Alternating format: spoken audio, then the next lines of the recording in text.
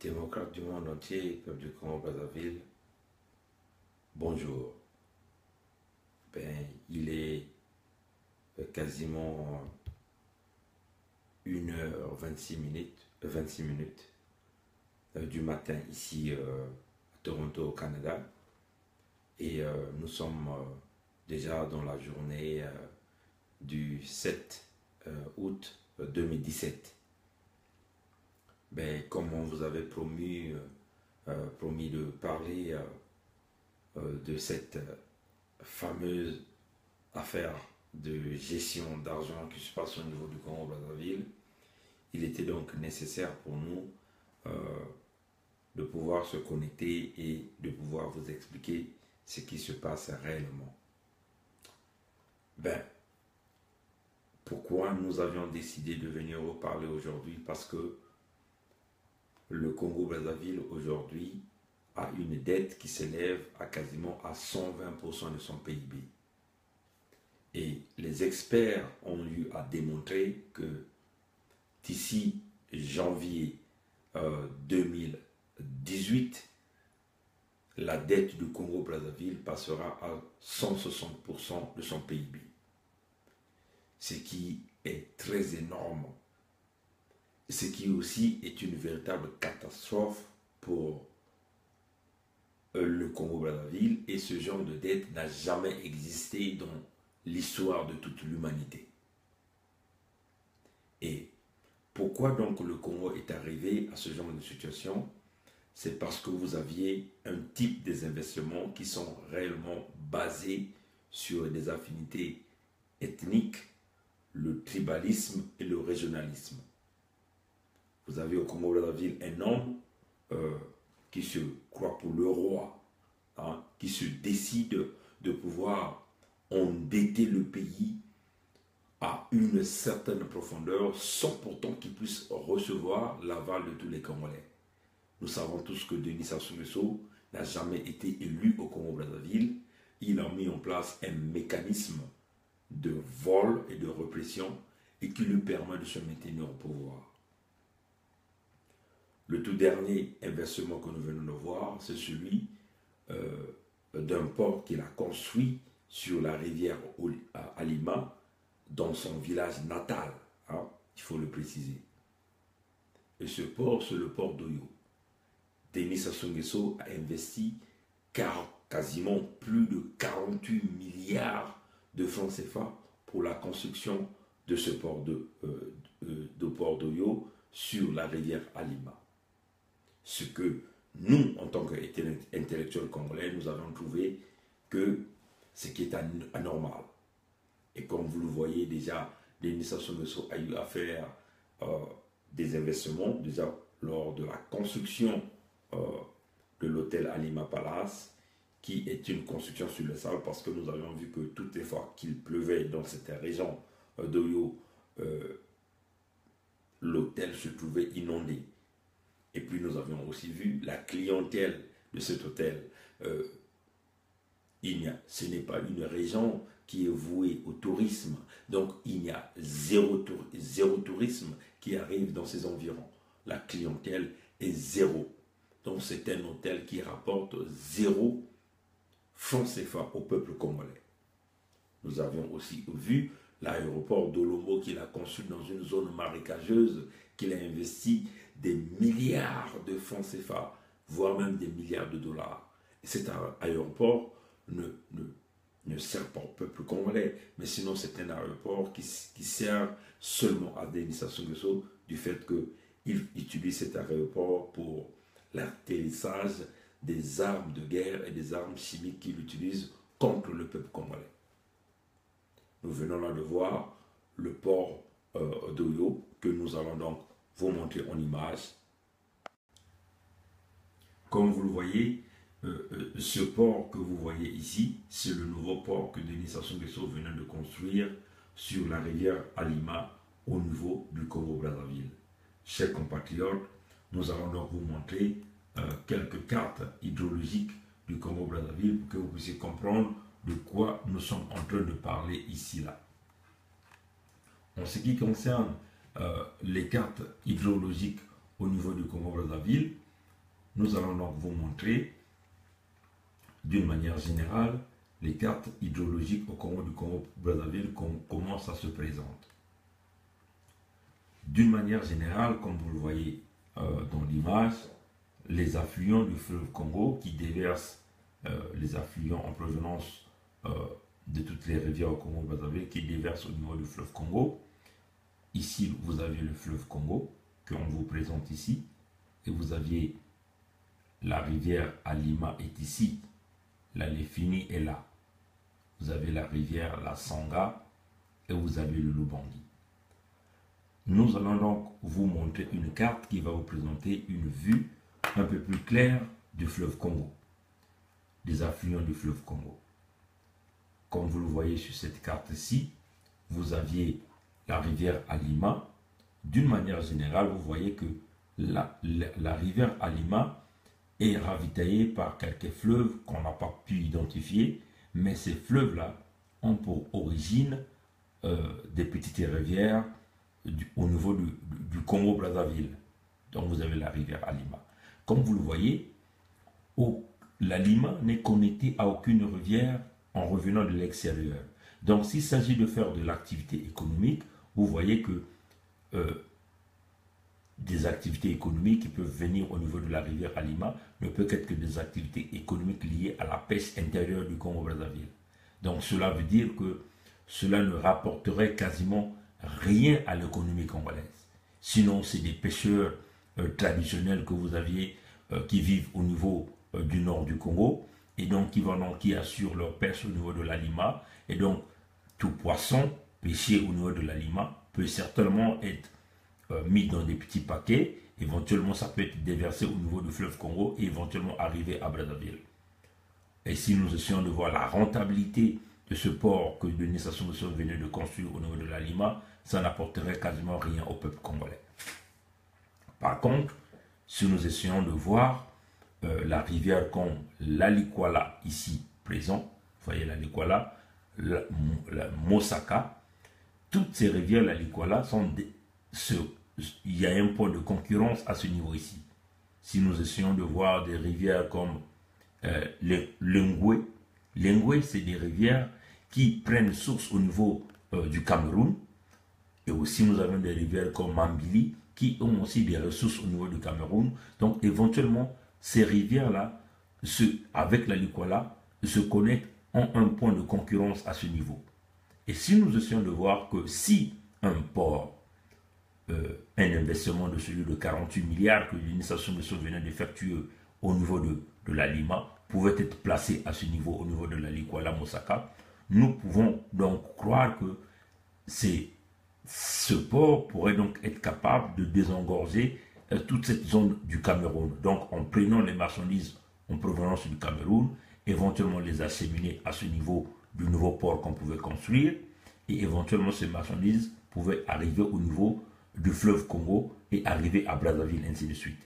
Ou au cas contraire, les marchandises partant du port de Pointe-Noire peuvent utiliser le chemin de fer Congo-Océan, arriver à Brazzaville, utiliser donc le fleuve Congo, pourraient donc être acheminées à ce niveau. Éventuellement, ces marchandises pouvaient donc intégrer des pays comme le Cameroun pour l'exportation des produits au niveau du Congo-Brazzaville.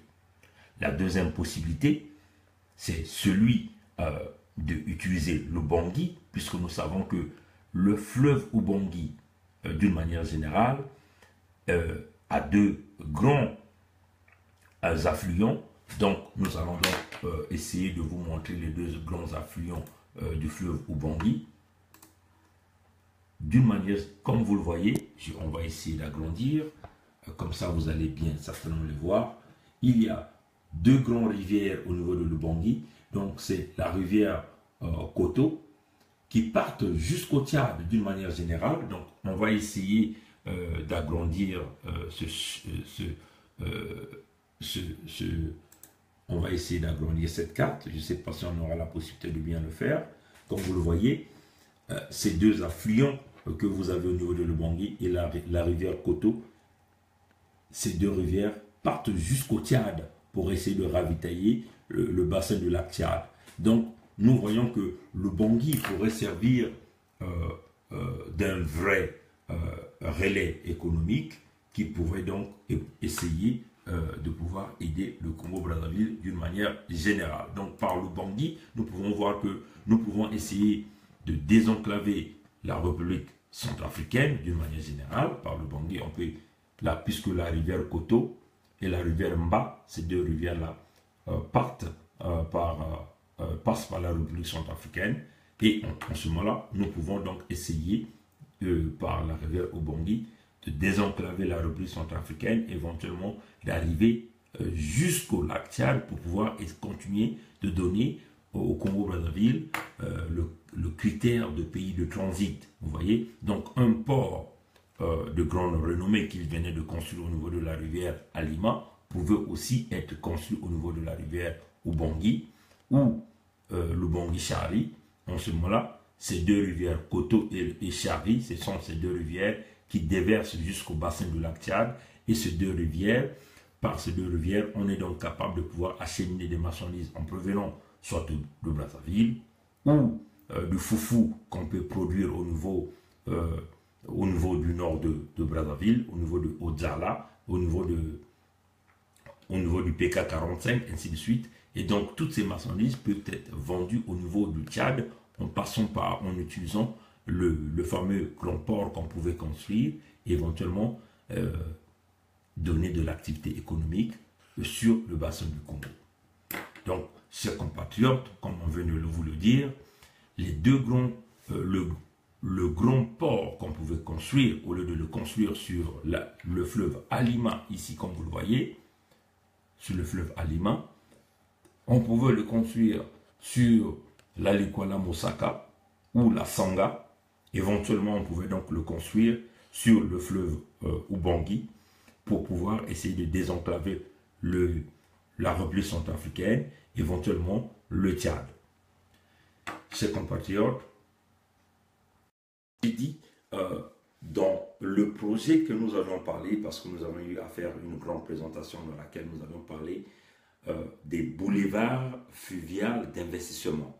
Dans notre vision de boulevard fluvial d'investissement, nous avons donc pensé de pouvoir mettre en collaboration la République du Congo, la République démocratique du Congo, la République centrafricaine, le Cameroun, éventuellement le Tchad, pour essayer de voir comment nous allons essayer de développer cette zone fluviale à l'image un peu de New York, à l'image un peu de tous ceux qui utilisent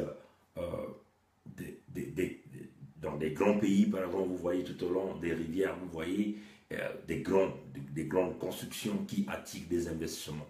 C'est une vision que nous avons eue. Et dans notre vision, nous avions pensé de mettre une synergie de coopération entre ces pays. Pourquoi? Parce que des investissements que nous pouvions amener dans le sens de la construction au niveau de boulevard fluvial au niveau du fleuve Congo ne vont pas seulement profiter au Congo-Brazzaville, mais profitera à la République démocratique du Congo, à la République centrafricaine, au Tchad et au Cameroun. Éventuellement, dans notre vision, il était question de permettre que nous puissions construire des grands ports qui pouvaient donc servir de transfert des marchandises et des produits, et aussi des technologies au niveau de toute cette sous-région. Malheureusement, dans la vision de l'initiation de ce que vous venez de voir, que nous venons de vous démontrer que les marchandises, éventuellement, qui pourraient être, si vous voulez, transportées au niveau du port de Oyo, n'auraient aucun impact d'une manière générale, d'une manière économique dans la sous-région. Pourquoi? Parce que ça serait du commerce intérieur, c'est-à-dire vous aurez là des pêcheurs locaux qui vont donc se mettre à pêcher du poisson pour vendre d'une manière générale à l'intérieur du pays. Donc, si le port d'Oyo, vous utilisez des investissements de 48 milliards pour construire un port de grande renommée au niveau de Oyo, vous voyez que c'est de l'investissement sur du sable. Mais par contre, nous venons de démontrer que si nous pouvons construire un grand port, comme nous venons de le montrer, si nous pouvons construire un grand port sur la Likwala, la Songa, donc notamment éventuellement à ce point d'intersection où nous avions plusieurs rivières qui sont connectées à plusieurs pays, nous avions la potentialité de pouvoir acheminer des marchandises, soit au Cameroun, soit au Tchad, soit en République centrafricaine, ou même en République démocratique du Congo. Par contre, nous pouvons aussi, si nous pouvons construire l'investissement au niveau de Oyo, au niveau de la rivière Ubangui, puisque nous avions deux rivières qui déversent vers le bassin du lac Tchad, notamment les deux rivières, on les appelle la rivière Koto et la rivière Chari. Ces deux rivières pourraient donc nous permettre de connecter la République centrafricaine à travers le fleuve Ubangui et aussi de connecter le Tchad à travers les deux affluents qui déversent vers le bassin du lac Tchad. Donc nous voyons que l'activité économique peut facilement évoluer en faisant l'échange non pas seulement des marchandises, mais aussi les connaissances, parce que les Tchadiens sont très développés dans les activités agricoles, donc nous pouvons penser que la construction du nouveau port ou un investissement au niveau du port sur le Bangui pourrait donc permettre de faire le transfert de la connaissance et des idées pour pouvoir permettre aux populations du Congo-Brazzaville de développer les activités de l'agriculture ou de l'élevage. Chers compatriotes, nous sommes là pour vous parler là des faits. Éventuellement, comme nous venons de le montrer ici, nous venons de le montrer encore, le fameux port que Denis Sassou Nguesso venait de construire au niveau de Oyo ici, avec plus de 48 milliards d'investissements, est un investissement dans le vide. Mais la réalité de la construction, comme vous le voyez, vous aviez là des entrepôts sur ce port d'Oyo, un peu par-ci par-là. Ces entrepôts, en réalité, ne vont servir à Denis Sassou Nguesso de pouvoir simplement utiliser ces entrepôts comme des entrepôts de conservation de son armement. Parce que l'objectif de Denis Sassou Nguesso, c'est de se maintenir au pouvoir coûte que coûte. Ou encore que sa descendance puisse se maintenir au pouvoir au Congo-Brazzaville.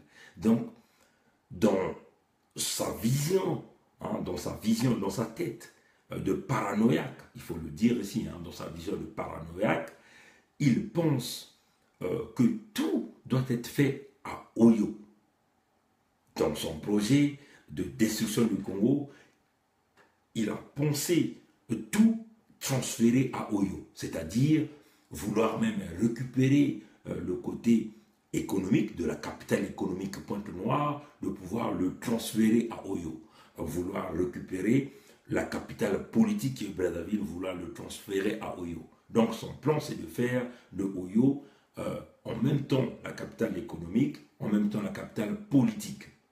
Vous avez vu par exemple l'aéroport de Olombo, la construction de l'hôpital de Oyo, l'hôpital général de Oyo, la construction, si vous voyez, du plus grand hôtel de 5 étoiles à Oyo, représente également cette vision paranoïaque de Denis Sassou Nguesso, qui est de vouloir faire de Oyo la capitale politique et la capitale économique. Et ce qui est encore très curieux, c'est de voir que la ville de Pointe-Noire qui produit le pétrole, la ville de Pointe-Noire ou la région de Kouilou d'une manière générale, qui leur donne dans toute cette manne pétrolière, est complètement abandonnée. On a laissé Pointe-Noire dans l'insalubrité totale. Pointe-Noire, les hôpitaux ne fonctionnent pas. Les populations au niveau de Pointe-Noire vivent dans des situations compliquées, difficiles de transformer. Par contre, quand on essaie de comparer avec Oyo, on voit des écoles de grande classe où les enfants, tout un enfant, on parle quasiment de 16 enfants par salle de classe. Par contre, les autres salles de classe dans le pays sont quasiment bombardées ou bondées de plus de 300 à 400 enfants dans une même salle de classe où il n'y a pas de table-banc, les élèves sont assis à même le sol. Donc, vous essayez de voir dans le comportement paranoïaque de Denis Sassou Nguesso, de Christelle Sassou Nguesso et toute cette bande, ils veulent transformer une région qui est improductive en vouloir lui donner ce côté luxe, en réalité, qui ne rapportera rien. Donc, vous comprenez, chers compatriotes, que la dette du Congo-Brazzaville qui dépasse les 120% de son PIB maintenant, sont réellement effectués par ce genre d'investissement. Hein, comme par exemple, vous le voyez ici, ce genre d'investissement, que vous le voyez par exemple, ce fameux port d'Oyo qu'on venait de construire avec minimum 48 milliards de francs CFA, mais comme vous le savez, ces gens-là ne vous disent quasiment pas réellement par leur esprit de mensonge combien ils ont contracté comme dette pour pouvoir construire le port d'Oyo. Nous savons aujourd'hui que le Congo est rentré dans une phase apocalyptique où les salaires ne seront plus payés dans les jours qui vont venir, où les bourses ne seront jamais payées, où les retraités ne seront jamais payés, parce que vous avez là des investissements dans le sable. Il faut lui dire que vous aviez des dignitaires comme Jean-Jacques Bouya, comme Gilbert Ndongo, et tant d'autres. Dans ces dignitaires, vous aviez plusieurs rangs. Il y a des dignitaires civils et des dignitaires militaires, ceux-là qui essaient de protéger la répression du Denis Sassou Nguesso, afin qu'il continue d'endetter le Congo et en même temps continue de se maintenir au pouvoir. Vous voyez, ses compatriotes. Maintenant, comme je viens de vous le dire, nous parlons toujours là avec des faits. Hein, nous vous présentons là le décryptage d'une situation qui pouvait être développée autrement. Prenons par exemple le cas des régions ou des départements d'une manière générale. Nous savons qu'au Congo-Brazzaville, un département est capable de pouvoir produire des fruits dans l'année. Par exemple, le département du Poul. Le département du Poul est reconnu par sa capacité de production des fruits dans l'année. Nous pensons qu'un investissement pouvait être apporté au niveau du département du Poul. Mais qu'est-ce qui se passe réellement dans le département du Poul? Le côté, la haine que Denis Sassou Nguesso a pour les populations du département du Poul fait que Denis Sassou Nguesso a donné un ordre spécifique à tous les rebelles de son régime militaire qu'il envoie pour massacrer, mater les populations dans le département du Poul. On nous apporte, selon nos sources d'information, que ces militaires de Sassou Nguesso qui partent dans le département du Poul partent avec des tronçonneuses. Leur mission, c'est de couper les arbres fruitiers. Ces compatriotes, c'est vraiment une catastrophe d'une manière générale. Nous savons que le nombre d'années que ça comporte, que ça prend pour un arbre fruitier de pouvoir grandir, de pouvoir produire des fruits. Mais Denis Sassou Nguesso, dont son côté haine, a donné des recommandations fermes à ses militaires, à ses rebelles, de pouvoir couper tous les arbres fruitiers dans le département de Poul pour essayer d'éliminer des vies dans le département de Poul, puisqu'il sait que, d'une manière générale, le département de Poul est le département qui produit les fruits à longueur de l'année au niveau du Congo-Brazzaville. Donc, la motivation de Denis Sassou Nguesso, c'est de couper quasiment tous les arbres fruitiers, de pouvoir éliminer l'existence des arbres fruitiers dans le département de Poul, afin de pouvoir pousser les populations à la souffrance et à l'esclavagisme, et aussi, si vous voulez, à une catastrophe humanitaire ou encore nutritionnelle. Vous voyez, puisque nous savons que la plupart de la jeunesse qui manque de l'emploi se démerde par des petits commerces, éventuellement par les fruits que le département de Poul produit. Donc, Denis Sassou Nguesso, on voit ces militaires avec des tronçonneuses pour couper les arbres fruitiers. Et donc, ça, c'est l'information que nous venons de recevoir. Voilà pourquoi nous le passons. Et donc, nous essayons de voir là le côté haine. Aussi, nous savons, le département comme le département de la Bouenza a sa réputation par la pomme de terre, a sa réputation par les tubercules de manioc. Nous pouvons voir que ce sont des départements qui sont capables de pouvoir, si vous voulez, produire pour l'exportation, c'est-à-dire vendre à l'extérieur, éventuellement utiliser les canaux, comme nous venons de le dire, notamment les canaux, comme nous venons de le dire ici, pour pouvoir acheminer les marchandises vers les autres pays, comme nous venons de le démontrer que les fruits produits par le département de Poul, si seulement si le port que Denis Sassou Nguesso venait de construire au niveau de la Lima pouvait être construit au niveau de la Songa, nous pouvons comprendre que avec l'échange libre de marchandises au niveau de la région, au niveau de la zone CEMAC, pouvait permettre à ces fruits d'utiliser le chemin de fer Congo-Océan, utiliser donc le fleuve Congo ici, et éventuellement utiliser ce port-là comme un lieu de stockage pour pouvoir, bien sûr, envoyer nos produits vers le Cameroun, vers la République centrafricaine, ou encore, si jamais le port construit à Lima ici, pouvait être construit au niveau de la rivière Lubangui, nous voyons que nos produits peuvent être utilisés au niveau de Lubangui, éventuellement utiliser les rivières Chari et Koto pour que ça rentre, ça passe par la République centrafricaine et éventuellement aller vers le Tchad. Donc nous pouvons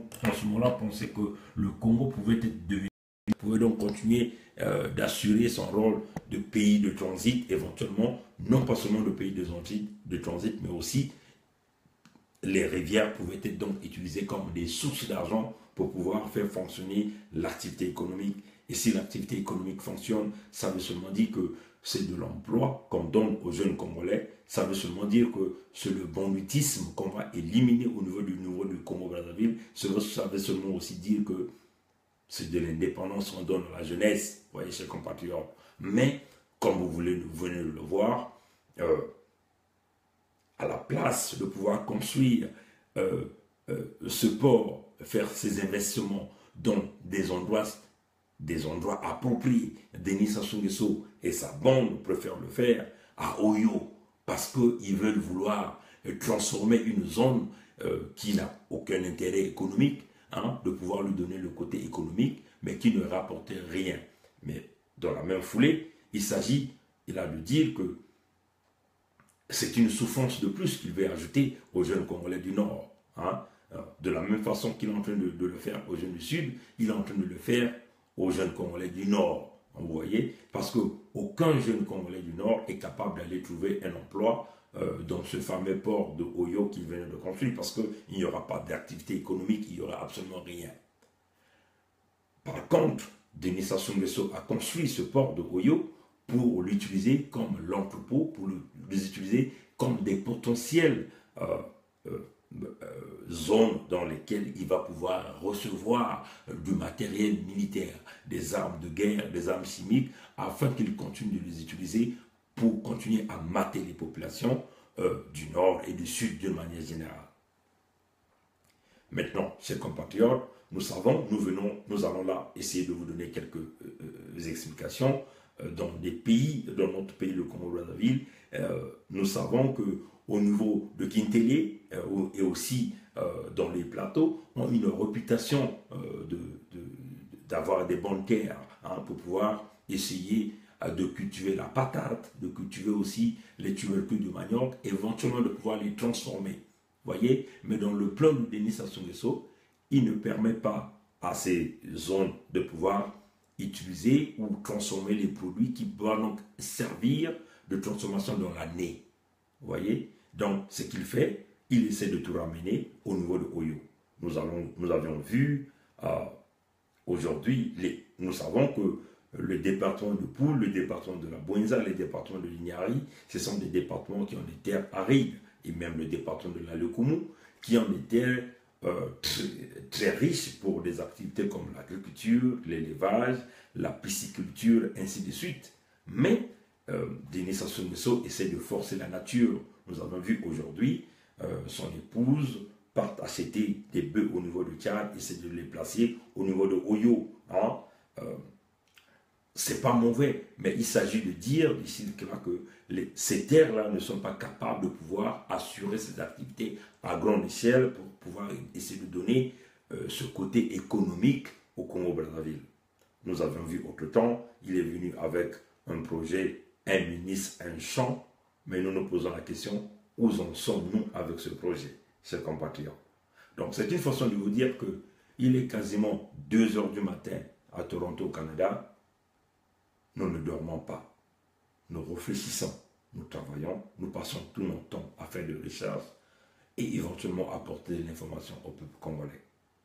C'est vraiment dommage que Sassou Nguesso envoie ses miliciens dans le département de Poul et il lui donne la recommandation et les instructions fermes de pouvoir couper les arbres fruitiers. Nous considérons que c'est de la criminalité pure et simple, c'est de la haine, c'est le tribalisme. Laissez les populations tranquilles vivre de leurs petites activités parce que ces populations ne sont jamais venues vous déranger dans ce que vous appelez entre guillemets pouvoir. Ces populations cherchent seulement à survivre.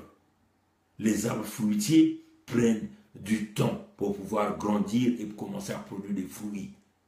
Votre haine, nous vous demandons de pouvoir les laisser. Peuple du Congo-Brazzaville, Sassou est mauvais, non pas seulement pour le Congo, mais pour toute la sous-région. Nous devons être tous unis dans ce Congo pour briser l'homme et le système qui essaie de nous diviser.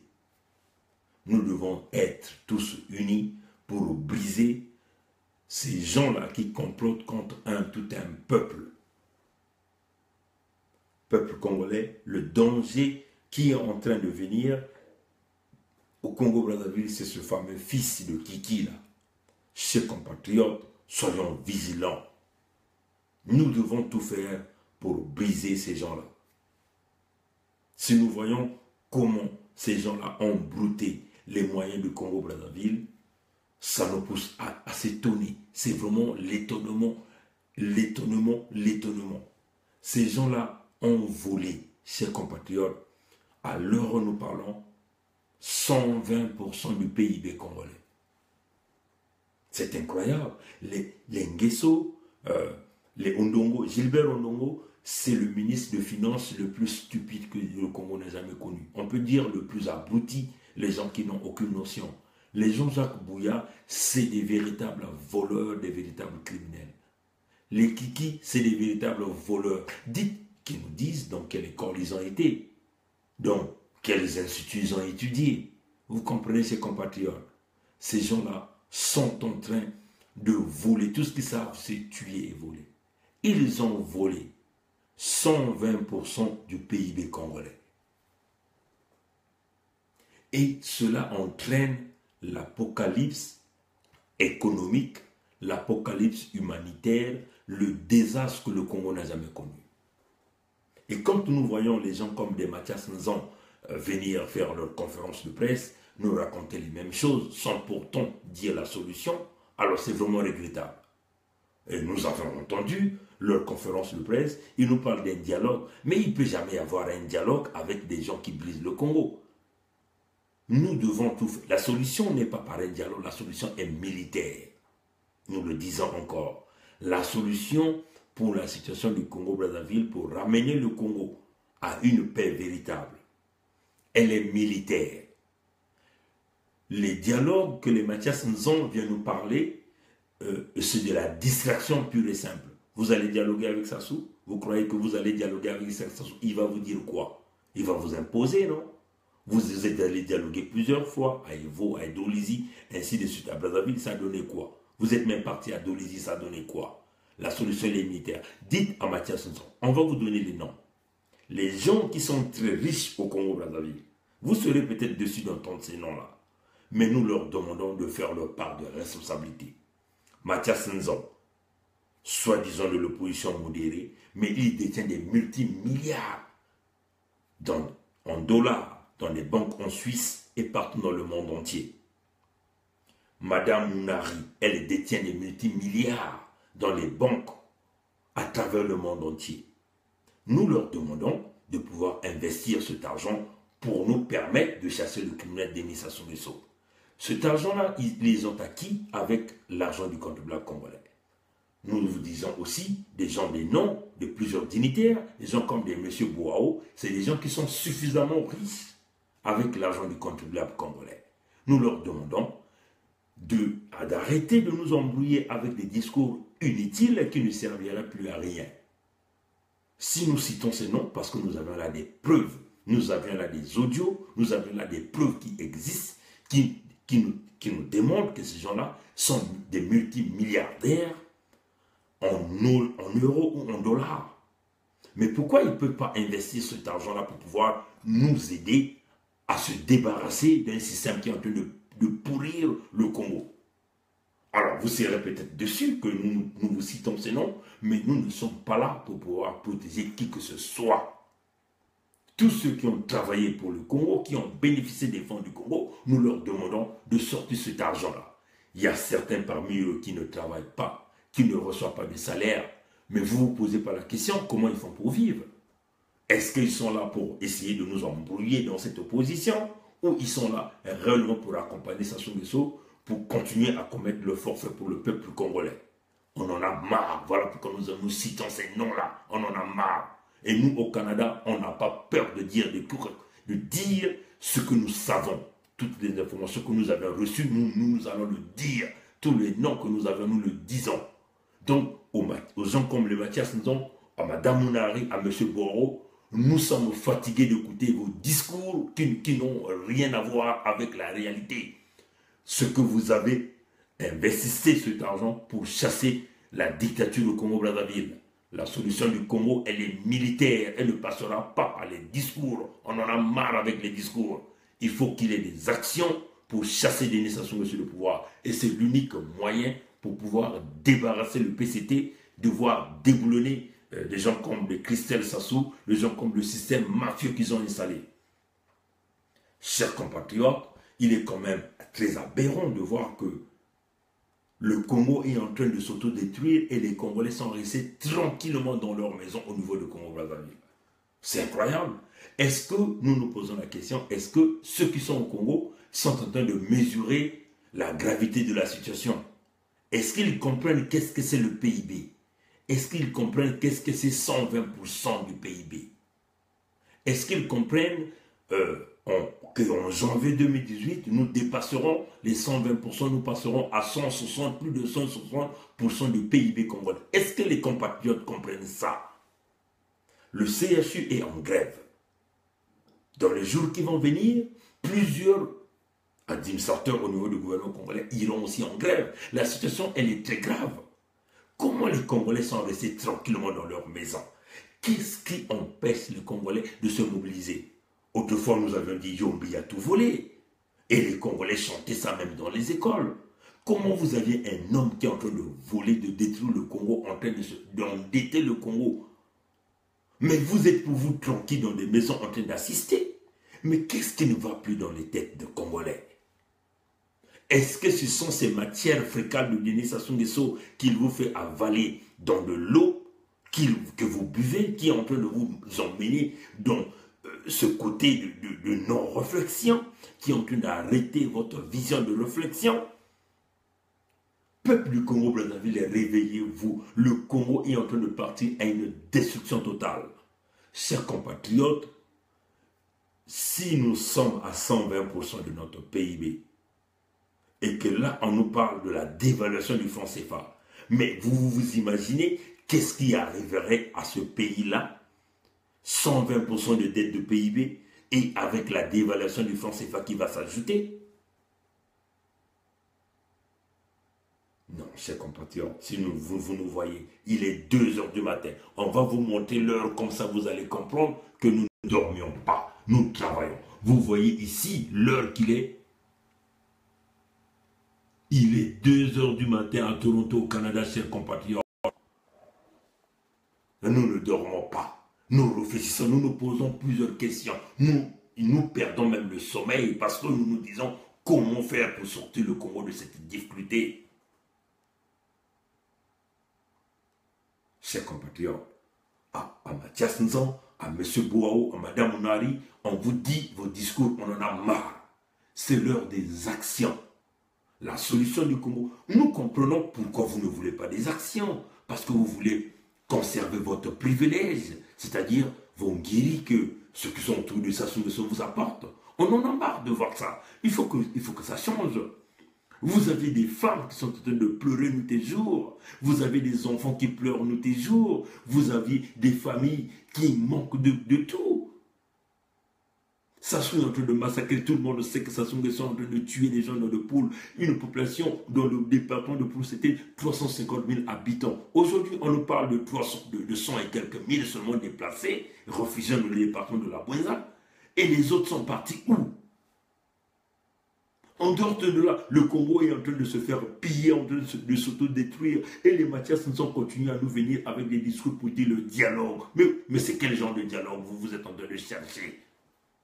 Vous croyez que vous allez aller dialoguer le Sassou qui est en train de piller de tout le Congo? Il va vous dire quoi dans le dialogue?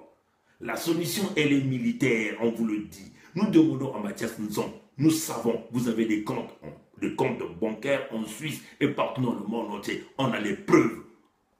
Vous voulez nous mettre un challenge, nous allons le publier. Nous allons le publier. Nous disons à M. Boao, ce n'est pas question de déstabiliser qui que ce soit. Vous serez peut-être dessus pour que nous citons ces noms, mais on en a marre d'écouter ce petit jeu que cette opposition est en train de jouer là. On en a marre. Nous disons à Mme Mounari, arrêtez les petits jeux, on en a plus marre, on en a marre. Au Canada, nous disons les noms. On est fatigué de vous écouter avec les mêmes discours qui ne rapportent pas. Nous voulons faire chuter Sassou et nous avons besoin des moyens que vous avez obtenus dans le contribuable congolais. Utilisez cet argent. Le matériel, nous savons les entreprises qui sont capables. Si l'Arabie Saoudite est capable d'acheter du matériel militaire, nous aussi nous en sommes capables. C'est un problème des moyens. D'utiliser l'argent que vous aviez obtenu du contribuable congolais. Parce que si vous ne les utilisez pas, le jour où par nos propres moyens, nous arriverons à déboulonner Sassou Nguesso, vous aurez des comptes à rendre, vous aussi. Parce que vous êtes en train de jouer des faux rôles dans cette opposition. On en a marre d'écouter ça. Sortez les moyens. La solution n'est pas pacifique avec le criminel Sassou Nguesso, parce que toutefois que vous partez d'une manière pacifique, il vous fusille, il vous assassine, il vous tue tous. On en a marre de voir ça. La solution du Congo, elle est militaire. De la même façon que Sassou Nguesso est venu ravir le pouvoir auprès de l'Issouba, Ndenge l'a dit, ils ont obtenu le pouvoir par le prix de sacrifice. Ndenge l'a dit, quand il était en conversation avec le jeune Mambeke, quand il est en train de menacer Mambeke de mort et de disparition, il a dit qu'ils ont obtenu ce pouvoir en sacrifiant les Congolais. Il a dit là, au prix du sacrifice. Donc vous comprenez que la solution pour pouvoir déboulonner Sassou Nguesso de là doit être militaire. Il n'y a rien à faire. Si vous n'apportez pas une solution militaire, on va vous imposer Kiki. Et vous croyez que si Kiki est là, qu'est-ce qui arriverait? Rien du tout. C'est le même système qui va continuer à passer. On va continuer à doubler la dette du Congo. Ça va continuer à avancer. Vous les fonctionnaires, vous n'aurez pas de salaire. Vous les militaires, vous n'aurez pas les salaires. Vous les retraités, vous n'aurez pas les salaires. Les étudiants, vous n'aurez pas les salaires. Sassou va continuer à entretenir ces rebelles qui sont avec lui. Il va continuer à faire ce genre d'investissement que nous venions de vous montrer tout à l'heure, notamment celle qui consiste à pouvoir construire la ville de Oyo. Ce genre d'investissement avec un port qui a coûté 48 milliards de francs CFA, mais qui ne va absolument rien rapporter au peuple congolais. Vous voyez, chers compatriotes. Mais nous vous avons parlé des différents types d'investissements qui pouvaient être faits.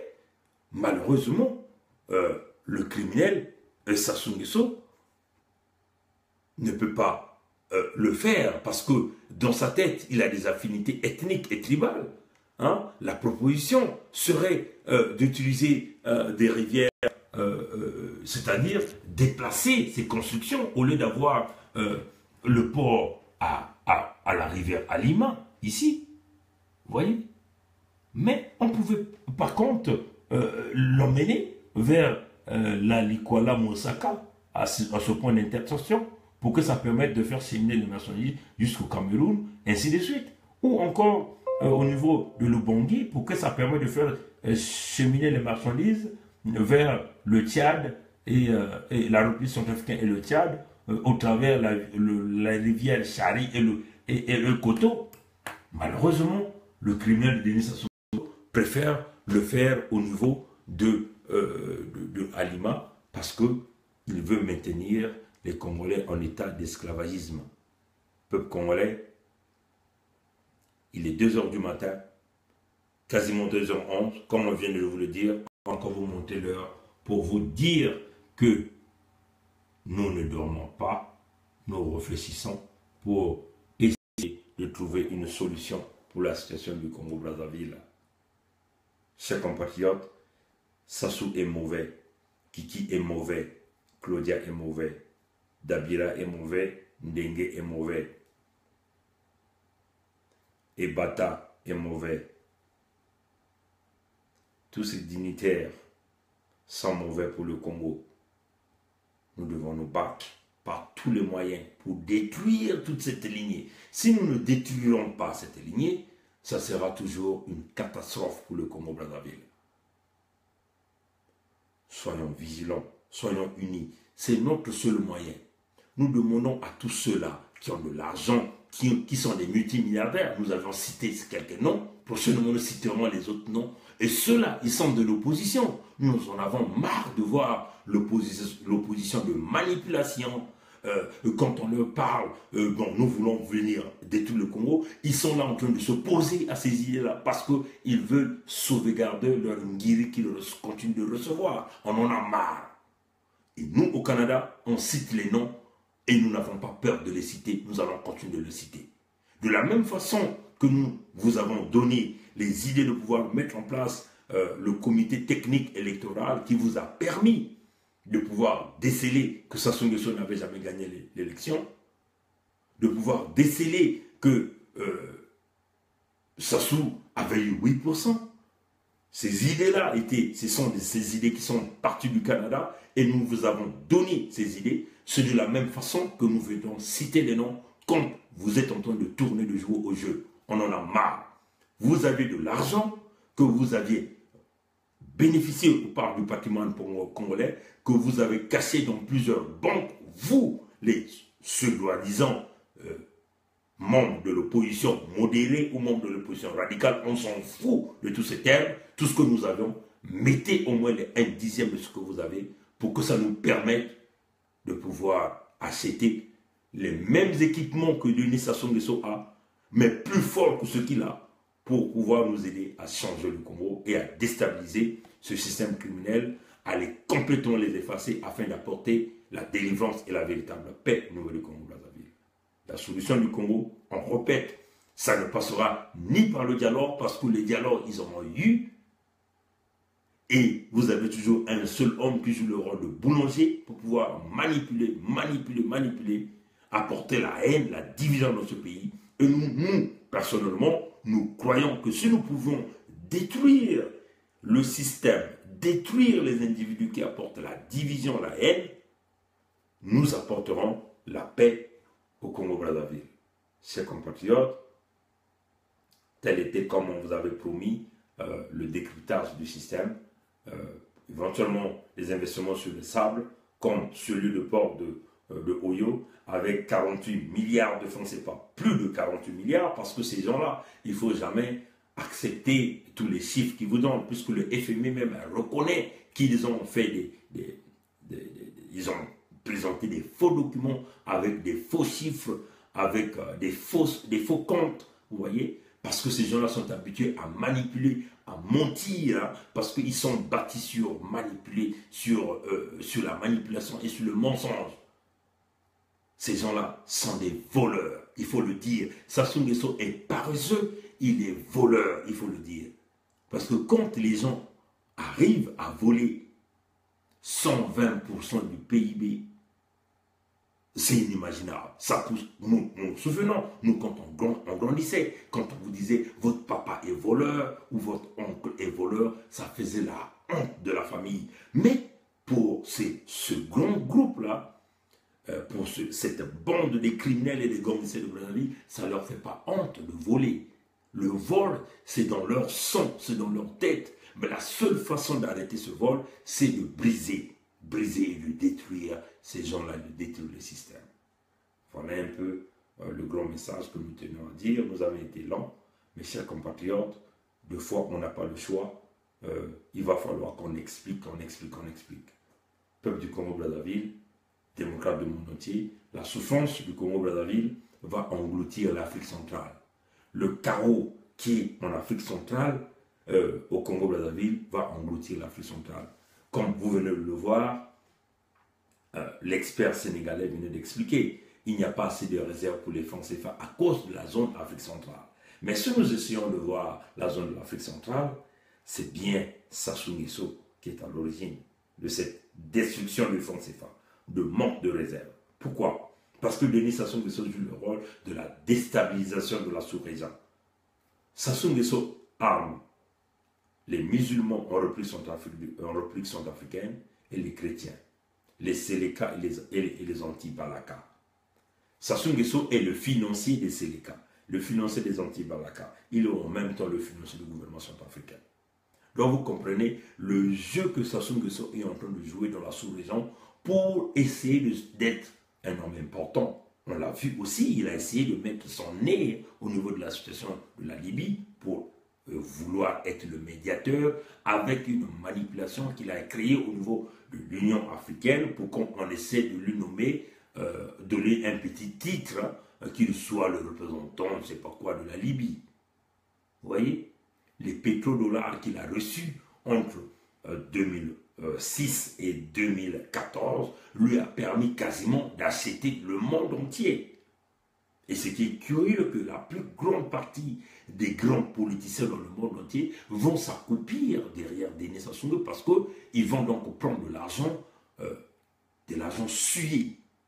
Nous voyons des politiciens français, des politiciens italiens, des politiciens américains, ainsi tout ce monde défile à Oyo pour aller chercher de l'argent. C'est incroyable. Et personne n'est incapable d'ouvrir les yeux. Il y a un génocide qui est en cours au XXIe siècle. Personne n'est incapable. Même les églises catholiques, tous, ils sont dans la magouille. C'est incroyable. Et Sassou est reçu par le Vatican, par le pape. Toutes les grandes portes, on les ouvre, mais c'est incroyable. Peuple du monde entier, démocrate du Congo-Brazzaville, nous comprenons que la libération du Congo ne partira que de nous-mêmes. Nous ne pouvons compter sur personne. Ce n'est pas un Canadien, comme vous le voyez ici, là. Ce n'est pas un Américain. Ce n'est pas un Français. Ce n'est pas un Allemand. Ce n'est pas, voilà, qui libérera le Congo. Mais la libération du Congo partira de nous-mêmes, mes chers compatriotes. Notre motivation et notre détermination, c'est ce courage que nous avons. Nous venons nous dévoiler. Vous croyez que l'aide viendra du ciel? Non, chers compatriotes, le ciel vous a déjà donné l'aide. L'aide que le ciel vous a donnée, ce sont les Congolais courageux qui se sont dévoilés leur face et qui vous apportent l'information tous les jours. Merci à M. Zuckerberg, celui qui a créé Facebook, de nous avoir donné ce canal de communication, parce que c'est à travers ce canal, la plupart du temps, et aussi celui de YouTube, la plupart du temps que nous utilisons pour venir vous parler. Nous sommes dévoilés les visages, nous avions mis nos véritables identités, qui est un véritable risque pour nos familles. Mais on n'a plus peur de mourir parce que nous le disons, la mort est le chemin de tout le monde. Aujourd'hui, il y a de ceux qui précipitent la mort à tout le monde, mais il y a ceux qui précipitent la mort aux uns et aux autres, mais c'est le chemin de tout un chacun. Dieu vous a déjà donné ces Congolais-là, ces courageux-là qui viennent vous parler, viennent dénoncer la situation du Congo-Brazzaville. Mais c'est à vous qui êtes au Congo réellement de prendre la relève. Le Congo est foutu, chers compatriotes. Il n'y aura pas de salaire. Si vous partez travailler, on ne vous payera pas. Si vous restez à la maison, vous ne serez pas payé. Donc il est préférable pour vous de rester chez soi. Libérons tous le Congo. Tout un chacun de nous doit mettre la main dans la pâte. Ses compatriotes, tel était mon décryptage et notre coup de gueule de ce matin, on peut le dire, parce qu'il est quasiment 2h20 et nous tenons à bénir le Congo-Brazzaville. Nous prions beaucoup pour ce bon Dieu. Nous croyons que les portes vont s'ouvrir Et les portes sont en train de s'ouvrir. Et que cette dernière porte va s'ouvrir pour déstabiliser les criminels, Sassou Nguesso, sa bande des gangsters et tout le monde, éventuellement les détruire tous pour apporter la paix au Congo-Brazzaville. Que Dieu bénisse les femmes du Congo-Brazzaville, les enfants du Congo-Brazzaville, et Dieu nous bénisse tous. Passez une bonne nuit et très prochainement. Au revoir.